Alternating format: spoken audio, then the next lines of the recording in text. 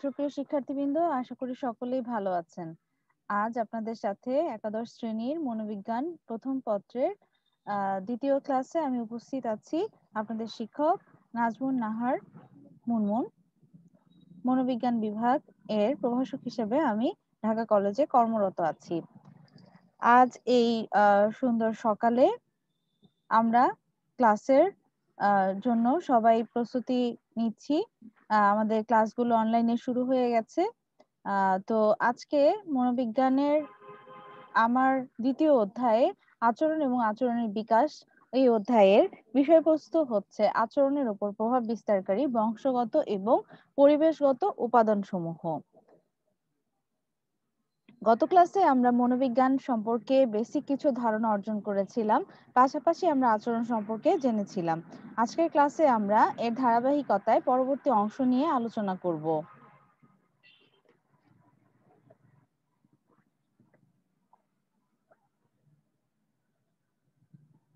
আপনাদেরকে আমি ক্লাসের জন্য দুজন লেখকের বইয়ের উপর বেশি গুরুত্ব দিয়েছিলাম। এর একজন লেখক হচ্ছেন প্রফেসর যোগেন্দ্র কুমার মণ্ডল স্যারের বইটি মনোবিজ্ঞান প্রথম পত্র এবং দ্বিতীয় পত্রের, এবং আরেকজন হচ্ছে মোহাম্মদ আমিনুল হক স্যারের মনোবিজ্ঞান প্রথম পত্র বইটি এবং প্রথম দ্বিতীয় পত্র বইটি। যে এই বই দুটি বেশি অনুসরণ করে আমি আপনাদের ক্লাস নিয়ে থাকবো। এছাড়া অন্যান্য দুটো বইয়ের তালিকা দিয়েছিলাম, সেগুলো অনুসরণ করা হবে পর্যায়ক্রমে।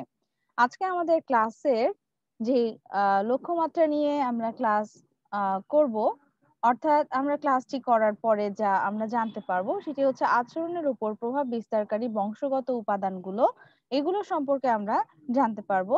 আচরণের উপর প্রভাব বিস্তারকারী পরিবেশগত যেসব উপাদান রয়েছে তার সম্পর্কেও আমরা জানতে পারবো, এবং একই সাথে যে আমাদের আচরণের উপরে যেই উপাদান সমূহ প্রভাব বিস্তার করছে এগুলো জানার মাধ্যমে নিজের এবং অপরের আচরণের ব্যাখ্যা দান করা আমাদের পক্ষে সম্ভব হবে। তাহলে এই হলো আমাদের শিখন ফল।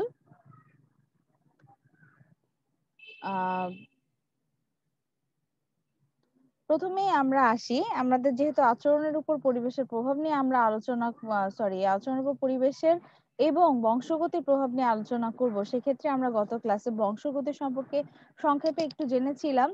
তো বংশগতি কি আমরা আরেকবার যদি মনে করি, তাহলে আমরা দেখেছিলাম যে বংশগতি হলো জন্মসূত্রে অর্জিত যেসব বিভিন্ন রকম প্রবণতা রয়েছে সেগুলোর সমষ্টি। জিনের মাধ্যমে, অর্থাৎ মানুষের কোষের ভেতরে অবস্থান করে জিন, এবং এই জিনের মাধ্যমে জৈবিকভাবে পিতামাতা থেকে সন্তানের মধ্যে একটি ধারা চলে আসে, এটাকে আমরা বংশগতি বলে থাকি। নরনারীর দৈহিক মিলনের ফলে জিনের মাধ্যমে তার পরবর্তী বংশধরের মধ্যে সঞ্চারিত আচরণ এবং জৈবিক বৈশিষ্ট্যের গতিময় যে ধারা, তাকেই বংশগতি বলা হয়। বংশগতির দৈহিক উৎস রয়েছে, এখান থেকে এটি প্রতীয়মান হয়। এ বিষয়ে আমরা যদি আরো ডিটেলসে আলোচনা করি, তাহলে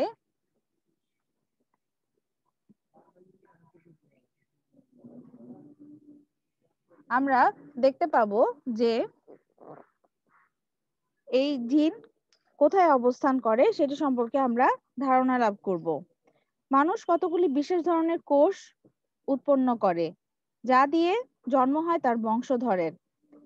মায়ের শরীরের থেকে ডিম্বাণু মধ্যে পিতার শুক্রাণু প্রবেশের ফলে মাতৃগর্ভে ভ্রূণ বা জাইগোট এর সৃষ্টি হয়। ভ্রূণ কোষ বিভক্তির মাধ্যমে ক্রমশ বড় হয়ে জন্ম দেয় একটি মানব শিশু। জীবকোষের মধ্যে যে উপাদানগুলো রয়েছে তার একটি হচ্ছে প্রোটোপ্লাজম বা প্রাণপঙ্ক বলা হয় এটাকে বাংলায়।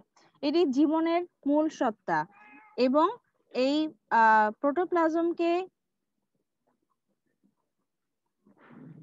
বলা হয় নিউক্লিয়াস। এর প্রাণকেন্দ্র হচ্ছে নিউক্লিয়াস, এবং এই নিউক্লিয়াস হচ্ছে বংশগতির বাহক।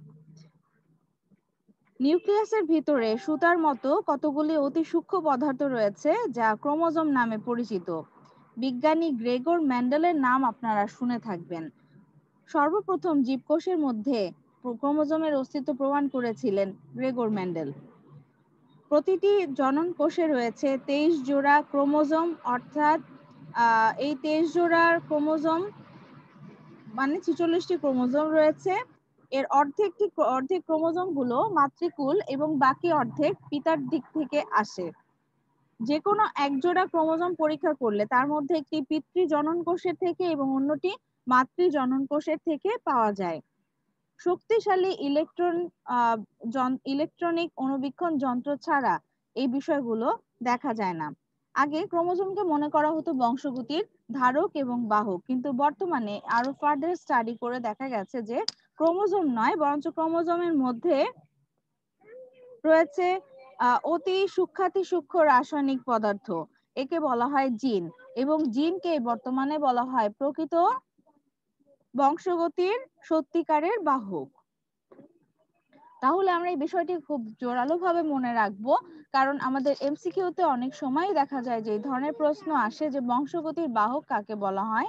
সেক্ষেত্রে আমরা আমাদের মাথায় রাখবো যে জিন হচ্ছে প্রকৃতপক্ষে বংশগতির বাহক। এই জিনের কল্যাণেই মাতা পিতার মাধ্যমে পূর্বপুরুষের যে বৈশিষ্ট্য সেটি রক্ষা করে মানব জাতির বংশধারা চালিত হচ্ছে।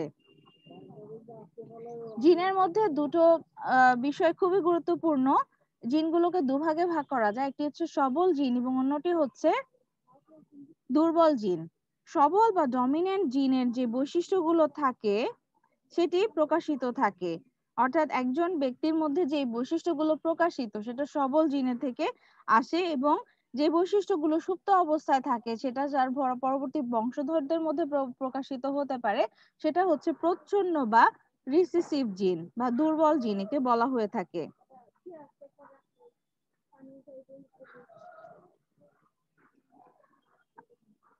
আমাদের বর্তমান মনোবিজ্ঞানে আপনাদের যদি আগ্রহ থাকে, আপনারা বিজ্ঞান এর বায়োলজি এর থেকে আরো বেশি এই সম্পর্কে বংশগতি সম্পর্কে পড়াশোনা করতে থাকতে পারবেন।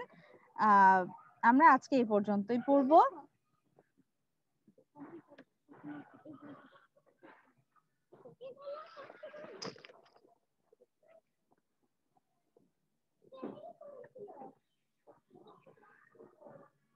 এছাড়া বংশগতির সাথে আরেকটি গুরুত্বপূর্ণ বিষয় হচ্ছে লিঙ্গ নির্ধারণ। লিঙ্গ নির্ধারণ এর জন্য আগে ধারণা করা হতো যে মাতা এবং পিতা কার প্রভাব বেশি। সেক্ষেত্রে আগে মাকেই আমাদের দেশে দায়ী করা হতো যে মায়ের কারণেই সন্তান ছেলে বা মেয়ে জন্মগ্রহণ করছে, কিন্তু বিজ্ঞান বলে ভিন্ন কথা। বিজ্ঞানে দেখা গেছে যে মায়ের শরীর থেকে একটি ডিম্বাণু এবং পিতার শরীর থেকে একটি শুক্রাণু এসে জাইগোট গঠন করে, এবং যার মধ্যে পিতার কাছ থেকে এক্স এবং ওয়াই, এক্স হচ্ছে মেয়ে হওয়ার জন্য এবং ওয়াই হচ্ছে সন্তান শিশু সন্তান হওয়ার জন্য দায়ী, এবং মার কাছ থেকে সন্তান দুটো এক্স ক্রোমোজোম লাভ করে, দুটোই কিন্তু কন্যা সন্তান হওয়ার জন্য দায়ী। তাহলে দেখা যাচ্ছে যে পিতার থেকে যদি এক্স ক্রোমোজোম পায় তাহলে সন্তান মেয়ে হবে, এবং পিতা থেকে যদি ওয়াই ক্রোমোজোম পায় তাহলে সন্তান ছেলে হবে। তাহলে এটি পরিপূর্ণভাবে আমরা ধারণা করে নিতে পারি যে লিঙ্গ নির্ধারণের ক্ষেত্রে সন্তান ছেলে বা মেয়ে হওয়ার পিছনে দায়ী হচ্ছে বাবা।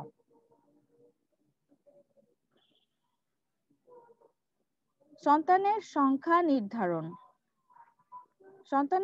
নির্ধারণ এটি একটি গুরুত্বপূর্ণ জায়গা।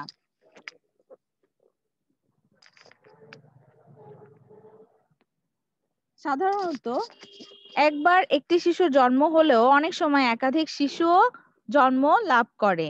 আমরা আমাদের আশেপাশে টুইন বেবিজ বা যমজ শিশু দেখে থাকি।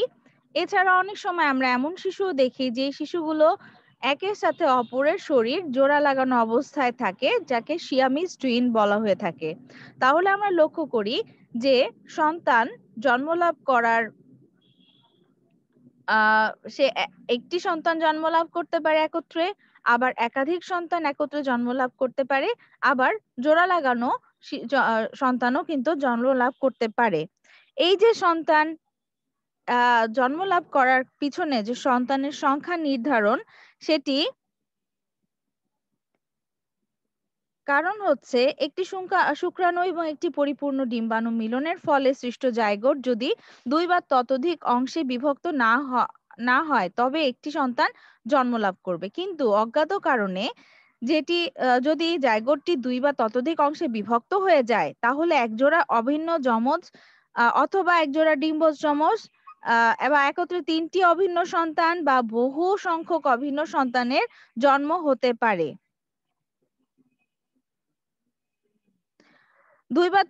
দুইয়ের অধিক পরিপক্ক ডিম্বাণুর সাথে দুটি বা দুইয়ের অধিক ভিন্ন শুক্রাণু মিলিত হলে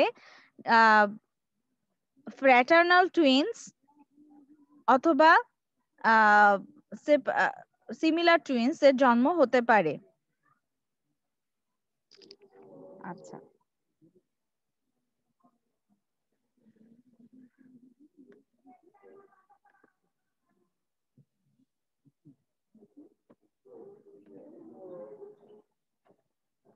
তাহলে আমরা এতক্ষণ দেখলাম যে সন্তানের সংখ্যা নির্ধারণের ক্ষেত্রেও কিন্তু বংশগতির বা বায়োলজিক্যাল বেসিস রয়েছে।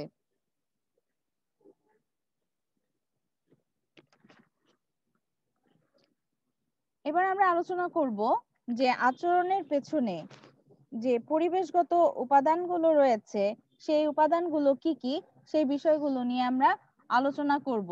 ব্যক্তির পরিবেশকে দুই ভাবে ভাগ করা হয়েছে। একটি হচ্ছে একটি ব্যক্তির পিছনে তার আচরণের প্রেক্ষাপট হিসেবে দুটি গুরুত্বপূর্ণ পরিবেশগত কারণকে লক্ষ্য করা যায়। একটি হচ্ছে ব্যক্তির জন্মপূর্ব পরিবেশ এবং অন্যটি হচ্ছে ব্যক্তির জন্ম পরবর্তী পরিবেশ। প্রথমে আমরা জন্মপূর্ব পরিবেশগুলোর মধ্যে কি কি উপাদানগুলো রয়েছে সেগুলো নিয়ে আলোচনা করব।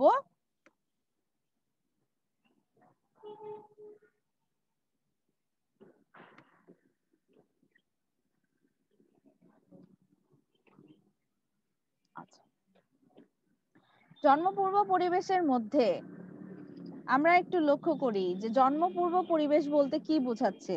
জন্মপূর্ব পরিবেশ হচ্ছে একজন শিশু জন্ম লাভ পৃথিবীতে আলোর মুখ দেখার আগে তার বিকাশ লাভটা ঘটে মাতৃগর্ভে।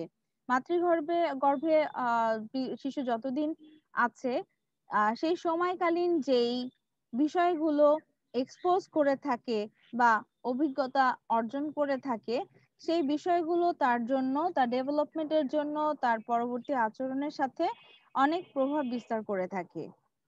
কেননা আমরা যদি লক্ষ্য করি একটি শিশু যখন মাতৃগর্ভে অবস্থান করে তখন মায়ের সাথে সে খুব বেশি জোরালোভাবে কানেক্টেড থাকে এবং এই যে কানেক্টেডনেস এটি কিন্তু শিশুর অভিজ্ঞতা হিসেবে হয়তো থেকে যায়, বিভিন্ন রিসার্চ থেকে এটি প্রতীয়মান হয়। তো কি কি বিষয়ে শিশু তখন আহ দ্বারা শিশু প্রভাবিত হয়ে থাকে তার মধ্যে প্রথম কারণটি হচ্ছে মায়ের স্বাস্থ্য। মায়ের স্বাস্থ্য যদি মা যদি সুস্বাস্থ্যের অধিকারিণী হয় তাহলে এটি শিশুর জন্য খুবই পজিটিভ ইম্প্যাক্ট তৈরি করে। মার স্বাস্থ্য যদি সবল হয়, তার নিরোগ হয় এবং স্বাস্থ্যগত যেই অভ্যাসগুলো সেগুলো যদি সক্রিয়ভাবে তার মধ্যে বজায় থাকে তাহলে দেখা যাবে যে মা তার যে সন্তানটি ধারণ করছে সেই সন্তানটি তার মধ্যে সুস্থভাবে অবস্থান করছে। এই জন্য মায়ের স্বাস্থ্যটি খুবই প্রয়োজনীয় একটা উপাদান।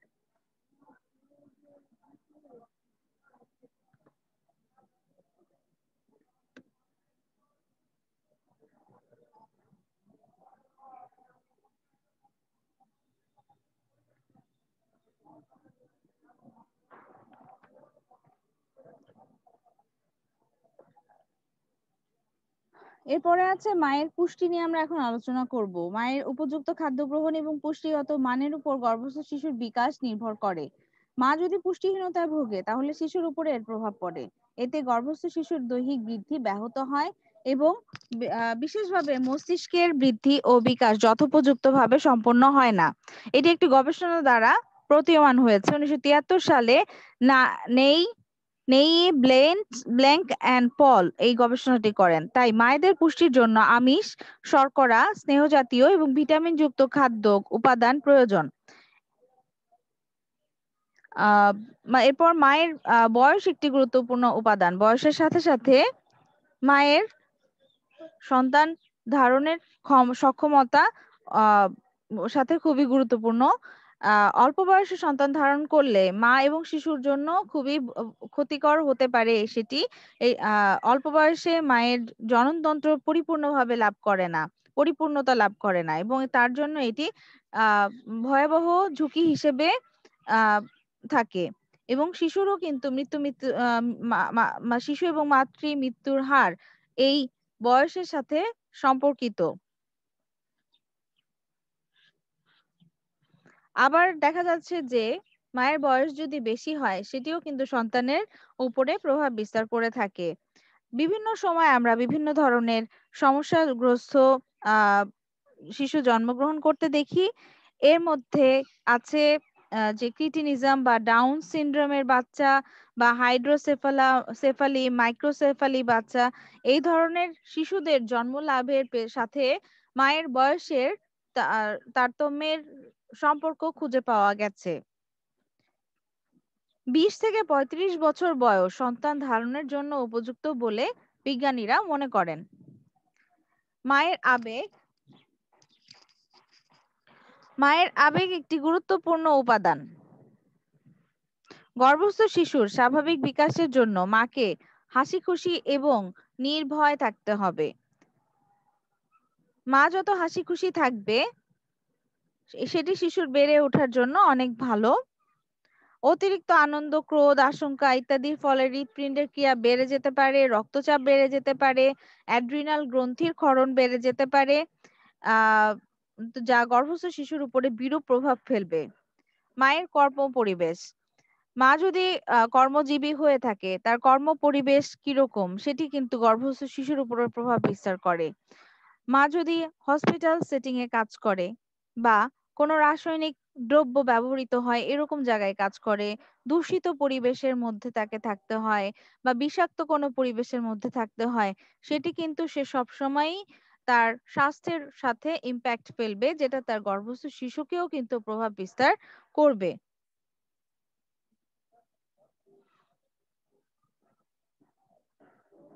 এই জন্য বলা হয় যে হাসপাতাল, রূপচর্চা কেন্দ্র, ঔষধ পরীক্ষণাগার, কলকারখানায় কর্মরত গর্ভবতী মহিলারা বিভিন্ন রাসায়নিক পদার্থের সংস্পর্শে আসার ফলে তাদের সন্তানদের মধ্যে বেশি জন্মগত ত্রুটি দেখা যায়। ধূমপান এবং মাদকাসক্তি আরেকটি বড় কারণ, যার ফলে গর্ভস্থ শিশুর উপরে প্রভাব পড়ে। গর্ভবতী মহিলারা নেশা উদ্রেককারী ঔষধ সেবন করলেও গর্ভস্থ শিশুর নানা রকম ক্ষতি হতে পারে এবং এই সমস্ত ক্ষতি কিন্তু পরবর্তীতে একজন শিশু যখন বেড়ে উঠবে তার আচরণ দেখেই সেগুলো প্রতীয়মান হবে।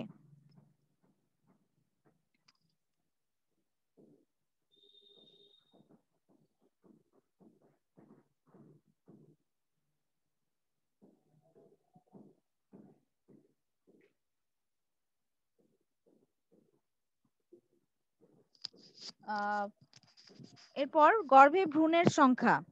সাধারণত একটি শুক্রাণু এবং ডিম্বাণু মিলে একটি ভ্রূণের সৃষ্টি হয়, কিন্তু প্রকৃতির খেয়ালে কখনো কখনো গর্ভে একাধিক ভ্রূণের সৃষ্টি হতে পারে। গর্ভে যদি একাধিক ভ্রূণ থাকে তাদের স্বাভাবিক বৃদ্ধি এবং বিকাশ বিঘ্নিত হয়।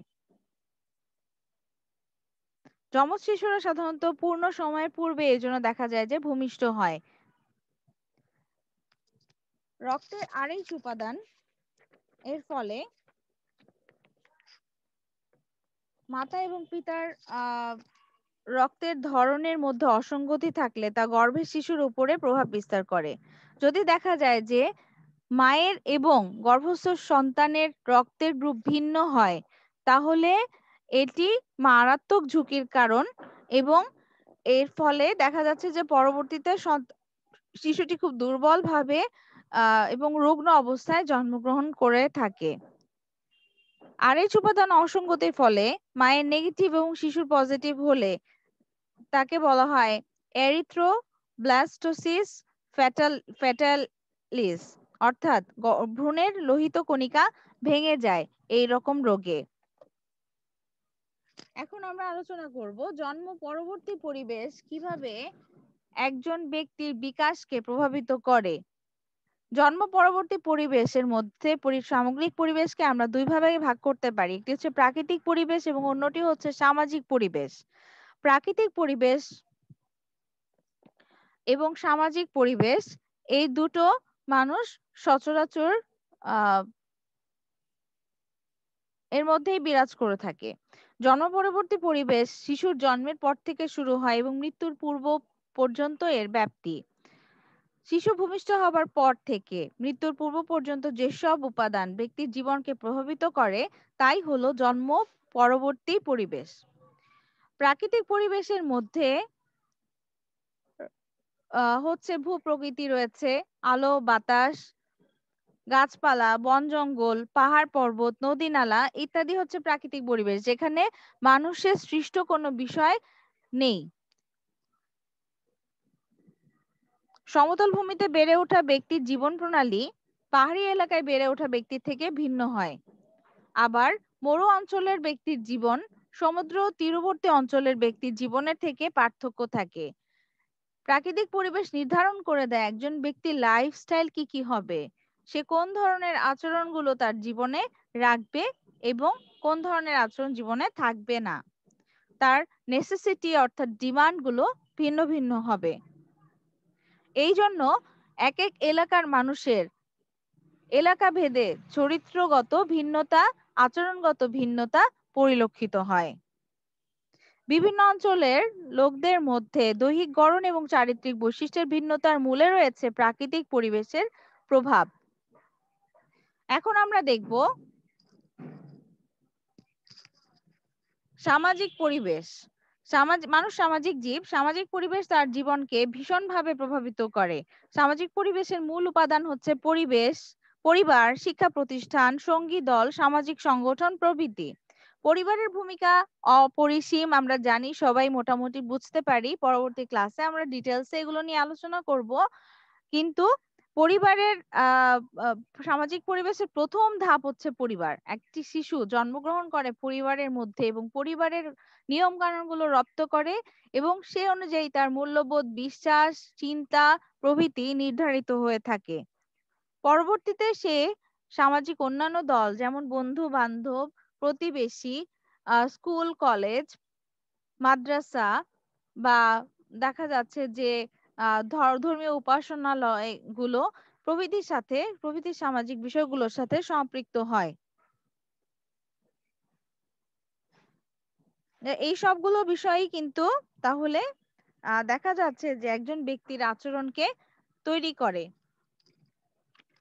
এই যে আমরা আজকে দুই ধরনের বিষয় নিয়ে পড়লাম, একটি হচ্ছে জৈবিক বিষয়গুলো একজন ব্যক্তির আচরণ নির্ধারণের ক্ষেত্রে যার মধ্যে বংশগতি আমরা পড়েছি, এবং অন্যটি হচ্ছে যে প্রাকৃতিক এবং সামাজিক পরিবেশ অর্থাৎ পরিবেশগত বিষয়গুলো একজন ব্যক্তির আচরণের উপরে যে প্রভাব বিস্তার করে সেটা সম্পর্কে আমরা জানলাম। এখন আমরা একটু আলোচনা করব যে কোন ধরনের পরিবেশ, সামাজিক অথবা জৈবিক, কোন ধরনের পরিবেশ এর প্রভাব বেশি। আপনারা আপনাদের বাসায় এটি নিয়ে ভাববেন। আগামী ক্লাসে এই জায়গাটা নিয়ে আমরা আলোচনা করে আমরা পরবর্তী ক্লাসের টপিকে যাব। এই জন্য আমি এই টপিকটি আজকে আপনাদের জন্য আলোচনা করছি না। আপনারা এই সম্পর্কে পড়বেন, জানবেন। সাধারণত ক্লাসে আমরা এটা নিয়ে অনেক ডিসকাশন করতাম, এটা নিয়ে আমরা দুইটা গ্রুপে বিভক্ত হয়ে তর্ক করতাম। আপনারাও নিজেদের মধ্যে চিন্তা করতে পারেন যে সামাজিক এই পরিবেশ বেশি প্রভাব করে ফেলে আমাদের আচরণের পিছনে, নাকি আমাদের যে বংশগত বৈশিষ্ট্যগুলো আমরা আমাদের জিনের মাধ্যমে বহন করে বেড়াচ্ছি সেটি আমার আচরণের পিছনে বেশি ক্রিয়াশীল। আমরা একটু নিজের দিকে তাকাবো যে আমাকে কোনগুলো বেশি প্রভাব বিস্তার করছে। আমি আসলে আমার পারিবারিক আমি বংশগতির মাধ্যমে আমার আচরণ অর্জন করেছি নাকি পরিবেশ থেকে অর্জন করেছি। নিজেকে বোঝার চেষ্টা করলেই আমরা পারবো আমাদের আজকের পড়াগুলো ভালোভাবে অনুধাবন করার জন্য। আর এই পর্যন্ত বলে আজকে ক্লাস শেষ করছি। ধন্যবাদ সবাইকে।